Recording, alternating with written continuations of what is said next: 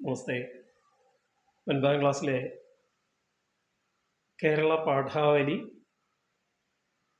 1ാം ഭാഗത്തിലെ ആദ്യ പാഠം സുകൃതഹാരങ്ങൾ, അതിൻ്റെ 2ാം ഭാഗത്തിലേക്ക് എല്ലാ അഭ്യുദയകാംക്ഷികൾക്കും സ്വാഗതം.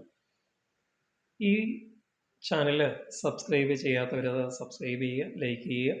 അതേപോലെ തന്നെ നിങ്ങളുടേതായ അഭ്യുദയകാംക്ഷികൾ, മിത്രങ്ങൾ, സുഹൃത്തുക്കൾ, അതേപോലെ തന്നെ ബന്ധുമിത്രാദികൾ ഇവർക്കെല്ലാം ഒന്ന് അയച്ചു കൊടുക്കുകയും അവരോട് ലൈക്ക് ചെയ്ത് സബ്സ്ക്രൈബ് ചെയ്യാൻ പ്രേരിപ്പിക്കുകയും ചെയ്യുക.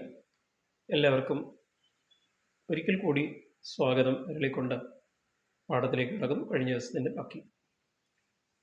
അപ്പോൾ ശ്രീമാനായ ആനന്ദഭിക്ഷു മാതംഗിയോട് ദാഹജലം ചോദിക്കുന്നു. ദാഹജലം ചോദിച്ച അവസരത്തിൽ അതിൻ്റെ ആ സംബോധന കൊണ്ട് തന്നെ സോദരി, ഭഗിനി എന്ന് തുടങ്ങിയതായ ഭഗിനി എന്നുള്ള സംബോധന തന്നെ അവളെ എന്തെന്നില്ലാതെ വിവശയാക്കുകയും അത്ഭുതപ്പെടുത്തുകയൊക്കെ ചെയ്തു.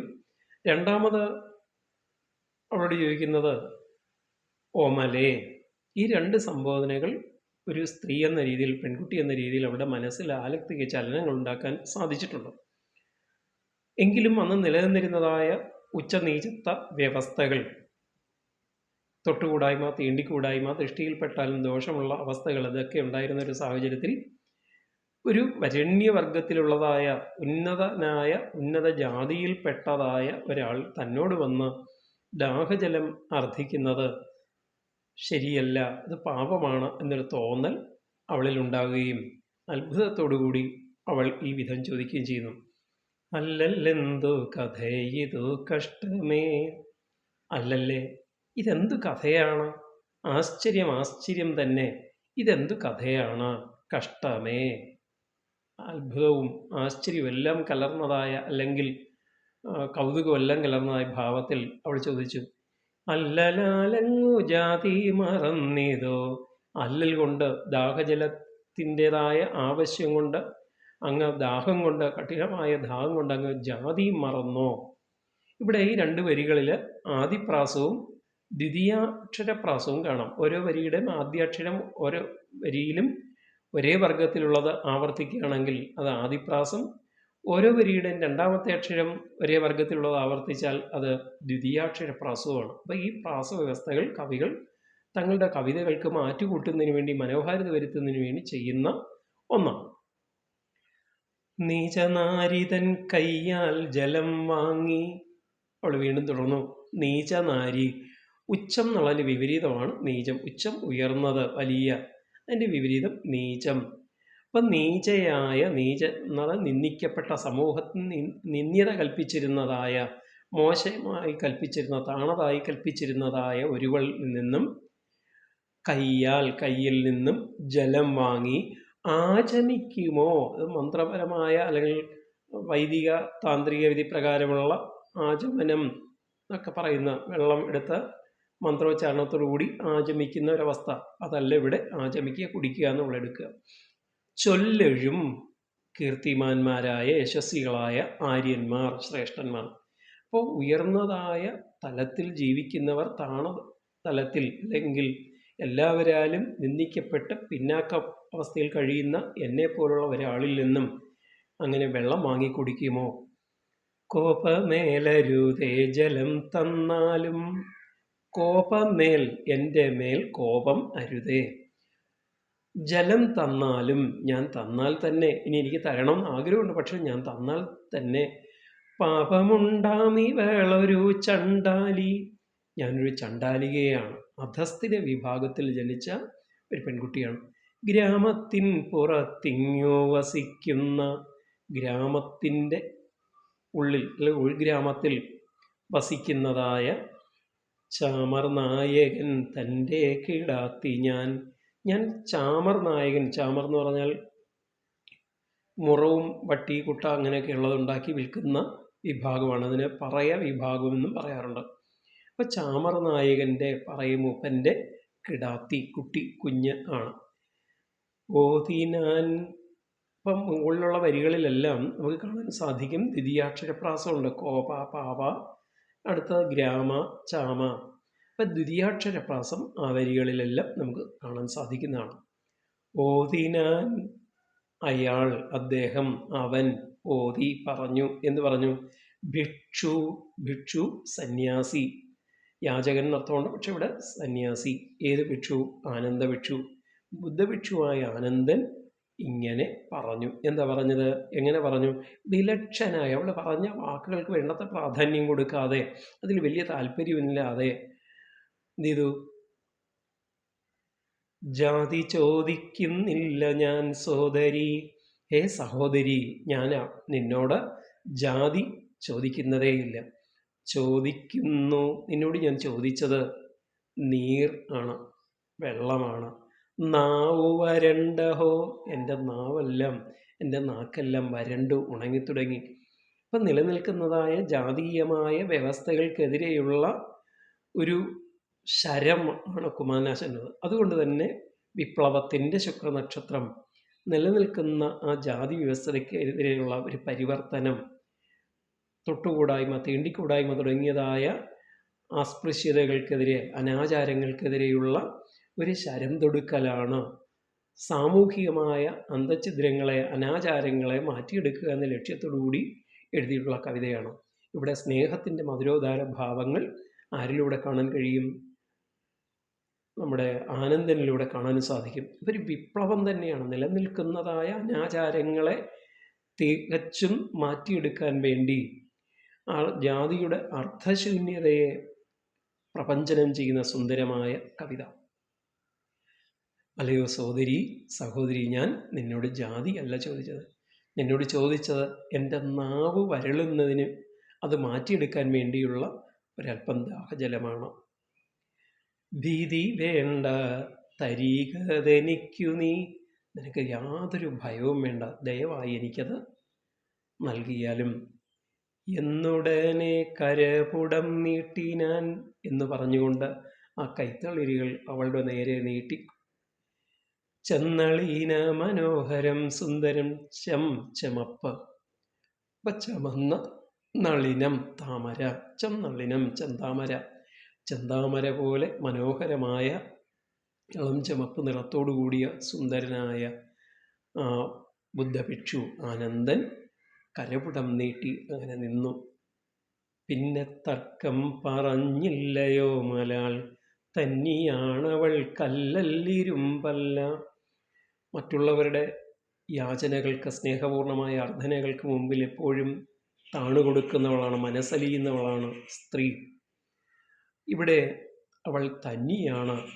കേവലം കല്ലിൻ്റെയോ ഇരുമ്പിൻ്റെയോ തടിയുടെയോ അല്ലെങ്കിൽ ഏതെങ്കിലും ക്വാണ്ടിറ്റി ശബ്ദത്തിൻ്റെയോ മുൻപിൽ ചെന്ന് ദാഹിക്കുന്നുവെന്നോ കരുണാപരമായ വാക്കുകൾ പൊഴിച്ചാൽ യാതൊരു വിധമായ കരുണയുണ്ടാവില്ല. സ്ത്രീകളുടെ മനസ്സ് ചിതൽപ്പറ്റു പോലെയാണ്. മറ്റുള്ളവരുടെ വാക്കുകളുടെ മുന്നിൽ, കണ്ണീരിന് മുമ്പിൽ അലിയുന്നവളാണ്. ഇവൾ അലിവോടുകൂടി ഇത് ദാഹജലം നൽകാൻ തയ്യാറാകുന്നു. കറ്റക്കാർ കൂന്തൽ, അവിടെ തൊട്ട് മനോഹരമായ ഒരു വാങ്മയ ചിത്രം. ചിത്രകാരന്മാർ മനോഹരമായ വരകളിലൂടെ, നിറങ്ങളിലൂടെ നമ്മുടെ മുമ്പിൽ ചിത്രം വരച്ച് ആശയം സന്നിവേശിപ്പിക്കുമ്പോൾ കവികൾ, സാഹിത്യകാരന്മാർ വാക്കുകളിലൂടെ മനോഹരമായ ചിത്രം വരച്ച് നമുക്ക് നൽകുന്ന കാണാം. സൂക്ഷ്മഭാവം വർണ്ണിക്കുന്ന സ്വഭാവോക്തി അലങ്കാരങ്ങളിലൂടെയെല്ലാം ഇവിടെ തുടർന്ന് നമുക്ക് കാണാൻ കഴിയും.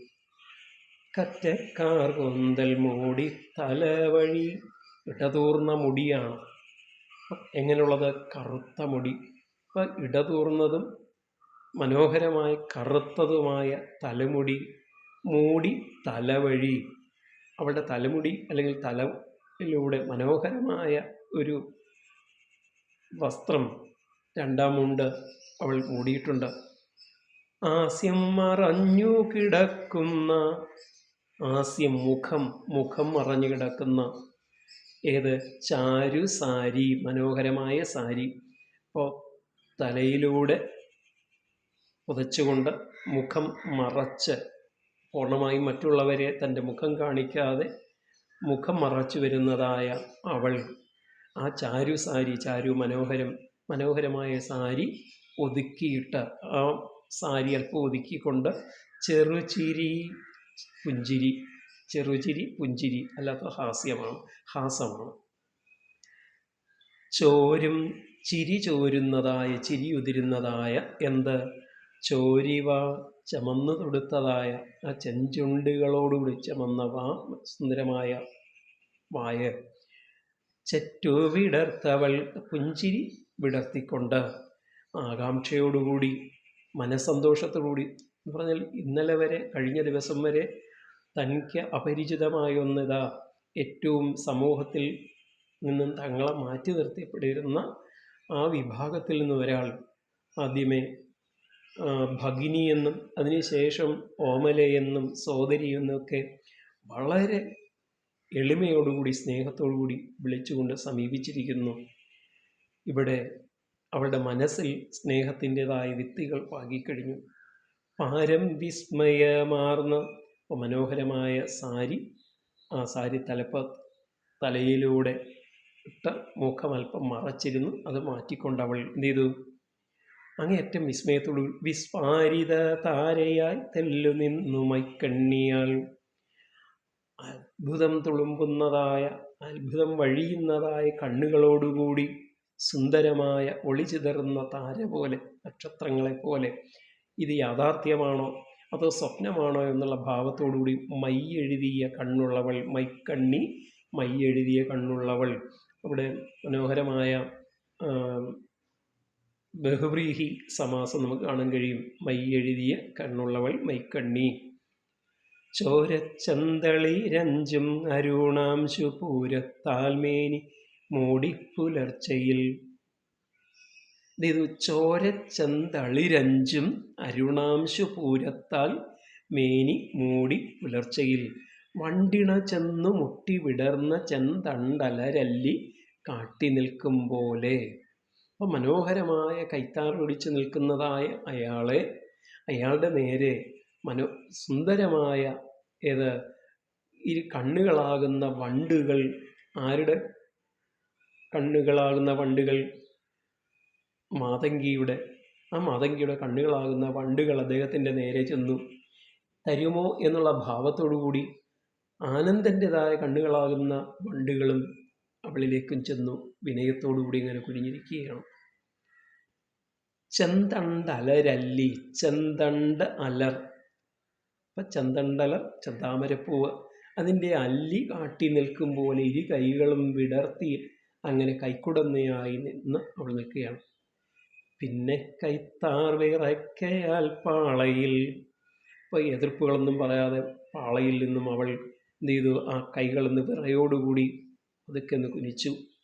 ചിന്നി നിന്നു തുളുമ്പി മനോജ്ഞമായി. അപ്പോൾ പാളയിൽ നിന്നും വെള്ളം മനോജ്ഞമായി സുന്ദരമായി വീണു. എങ്ങനെ? മദ്യം പൊട്ടി നുറുങ്ങി വിലസുന്ന ശുദ്ധ കണ്ണാടി കാന്തി ചിതറും നീർ. അപ്പം നടു പൊട്ടി ചിതറുന്നതായ, പല ചിതറി വീഴുന്നതായ ആ കണ്ണാടി കഷ്ണങ്ങളെപ്പോലെ, ചീളുകളെപ്പോലെ ആ വെള്ളത്തുള്ളികൾ ആരുടെ കൈകളിലേക്ക്? ചെന്നളിന മനോഹരമായ ആ കൈകളുള്ള ആ ആനന്ദൻ്റെ കൈകളിലേക്ക് നീർ വീണോ, വെള്ളം വീണോ? ആർത്തിയാൽ, ദാഹത്തിൻ്റെ ആർത്തി കാരണം എന്ത് ചെയ്തു? ഭിക്ഷു, സന്യാസി, ആനന്ദ ഭിക്ഷു നീട്ടിയ കൈപ്പൂവിൽ, കൈകളാകുന്ന പൂവ്. കൈക്കും പൂവിനും തമ്മിൽ അഭേദം കൽപ്പിച്ചിരിക്കുന്നുണ്ട്. അവിടെ രൂപകാലങ്കാരവുമുണ്ട്. കൈക്കും പൂവിനും തമ്മിൽ അഭേദം കൽപ്പിച്ചിരിക്കുന്നു. അപ്പോൾ അലങ്കാരത്തിൻ്റെ ലക്ഷണം നമുക്ക് പഠിക്കേണ്ടതില്ല ഇപ്പോഴത്തെ രീതിയിൽ. അപ്പോൾ അവിടെ മറ്റൊരു പ്രത്യേകത ഉണ്ട്. രൂപക തൽപുരുഷൻ എന്ന് പറയുന്ന സമാസം ഗണം. കൈപ്പൂവ്, കൈകളാകുന്ന പൂവ്, രൂപക തൽപുരുഷൻ. കൈപ്പൂവിൽ വാർത്തു നിന്നു, ഒഴുക്കി നിന്നു. ആര്? കോമളാംഗിയായ മാതങ്കി. മെല്ലെ കുനിഞ്ഞവൾ, പതുക്കെ കുനിഞ്ഞ. അപ്പം അവളുടേതായ വെള്ളമൊഴിച്ചുകൊണ്ട് നിൽക്കുന്ന അവളുടേതായ ആകാംക്ഷയോടുകൂടിയ നിൽപ്പിനെ, സ്നേഹത്തോടുകൂടിയ, അത്ഭുതത്തോടുകൂടിയ നിൽപ്പിനെയും, അതേപോലെ തന്നെ ആനന്ദഭിക്ഷുവിൻ്റെ ഇരിപ്പിനെയും വാങ്മയ ചിത്രങ്ങൾ, തൂലികാ ചിത്രത്തിലൂടെ ഇവിടെ അവതരിപ്പിച്ചിരിക്കുന്നു. പുണ്യശാലിനി നീ പകർന്നിടും അല്ലയോ പുണ്യശാലിനിയായ മാതങ്കി, പുണ്യം ചെയ്തവളാണ്, ഭാഗ്യം ചെയ്തവളാണ്. ഇപ്പോൾ ശ്രീബുദ്ധൻ്റേതായ ശിഷ്യനായ ആനന്ദിന് വെള്ളം കൊടുക്കുക, അല്ലെങ്കിൽ തന്നെ ആർക്കും ദാഹിച്ച് വലഞ്ഞു വരുന്നതായ ഒരുവന് ദാഹജലം കൊടുക്കുക എന്ന് പറയുന്നത് ഏറ്റവും ശ്രേഷ്ഠമാണ്. അങ്ങനെ ശ്രേഷ്ഠമായ ഒരു കർമ്മമാണ് നീ ചെയ്തിരിക്കുന്നത്. പുണ്യശാലിനി, പുണ്യം ചെയ്തവളെ, നീ പകരുന്നതായ ഈ തണ്ണീർ വെള്ളം, തൺ പ്ലസ് നീർ, തണ്ണീർ ആദേശസന്ധിയാണ്. തൺ പ്ലസ് നീർ, തണ്ണീർ തന്നെ ഈ വെള്ളത്തിൻ്റെ ഓരോരോ തുള്ളിയും, നീ ഇപ്പോൾ ആനന്ദനെന്ന് പറയുന്ന ബുദ്ധഭിക്ഷുവിന് നൽകുന്ന വെള്ളത്തിൻ്റെ ഓരോ തുള്ളിയും അവസാനമില്ലാത്തതായ എന്താണ്? സുഹൃതഹാരങ്ങൾ. സുഹൃതം, പുണ്യം, ഭാഗ്യം. ഹാരം പുണ്യത്തിൻ്റെ മാലകളാണ്, ഭാഗ്യത്തിൻ്റെ മാലകളാണ്. സാധാരണക്കാരനല്ല നീ ഈ ദാഹജലം നൽകിയിരിക്കുന്നത്. അപ്പോൾ ഏറ്റവും ശ്രേഷ്ഠനായ ബുദ്ധഭിക്ഷുവിൻ്റെ, ലൈറ്റ് ഓഫ് ഏഷ്യ എന്ന് പറയുന്ന, ഏഷ്യയുടെ വെളിച്ചം എന്നറിയപ്പെടുന്ന ശ്രീബുദ്ധൻ്റെ ശിഷ്യനായ, ധർമ്മത്തിൻ്റെ പാതയിലൂടെ സഞ്ചരിക്കുന്ന, മറ്റുള്ളവരെ അഹിംസയുടെ സിദ്ധാന്തം പഠിപ്പിച്ച ശ്രീബുദ്ധൻ്റെ ശിഷ്യനായ ആ ആനന്ദന് വെള്ളം നൽകിയതിലൂടെ നീ എണ്ണമറ്റതായ അവസാനമില്ലാത്തതായ ഹാരങ്ങളാണ്, മാല്യങ്ങളാണ് നിന്നന്തരാത്മാവിൽ അർപ്പിക്കുന്നുണ്ടാവാം. നിനക്ക് ഭാഗ്യത്തിൻ്റെ പെരുമഴ, നമ്മൾ പറയാറുണ്ട്, ഭാഗ്യത്തിൻ്റെ പെരുമഴ നിന്നിലേക്ക് വീണിരിക്കുന്നു എന്ന് പറയും പോലെ അന്തമറ്റതായ, അവസാനമില്ലാത്ത, പറഞ്ഞറിയിക്കാനാകാത്ത അവാച്യമായ സുഹൃതം, പുണ്യം നിനക്ക് സമർപ്പിച്ചിരിക്കുന്നു. ഇവിടെ ഈ പാഠത്തിലൂടെ കുമാരനാശാൻ്റെ വിശേഷണങ്ങളെക്കുറിച്ച്, മറ്റുള്ളവർ വിശേഷിപ്പിക്കുന്നതിനെക്കുറിച്ച് നമ്മൾ പഠിച്ചു. എന്താണ് പഠിച്ചത്? അദ്ദേഹം സ്നേഹഗായകനാണ്, ആശയഗംഭീരനാണ്, വിപ്ലവത്തിൻ്റെ ശുക്രനക്ഷത്രമാണ്. അപ്പം ജാതിയുടെ അർദ്ധശൂന്യതയെ വിളിച്ചോതുന്ന, അന്ന് നിലനിൽക്കുന്നതായ ആചാര വ്യവസ്ഥിതികൾക്ക് അതിനെ ചോദ്യം ചെയ്യുന്ന, അതിനെ മറികടക്കുന്ന, സമൂഹത്തിൽ വിപ്ലവം സൃഷ്ടിക്കാൻ കഴിയുന്ന തരത്തിൽ ഒരാശയം നൽകാൻ കുമാരനാശാനിലൂടെ സാധിച്ചു. സ്നേഹത്തിൻ്റെ മധുരോദ്ധാര ഭാവങ്ങൾ പ്രപഞ്ചനം ചെയ്യുന്ന ഈ കവിതയിലൂടെ കുമാരനാശാൻ സ്നേഹഗായകൻ എന്നതും അതേപോലെ നല്ലൊരു ആശയം നമ്മുടെ ഉള്ളിലേക്ക് സന്നിവേശിപ്പിക്കാൻ കഴിഞ്ഞുകൊണ്ട് ആശയഗംഭീരൻ എന്നുള്ള ആ വിശേഷണവും സർവദാ യോജിക്കുന്നുണ്ട് എന്ന് കാണാം. നമസ്തേ.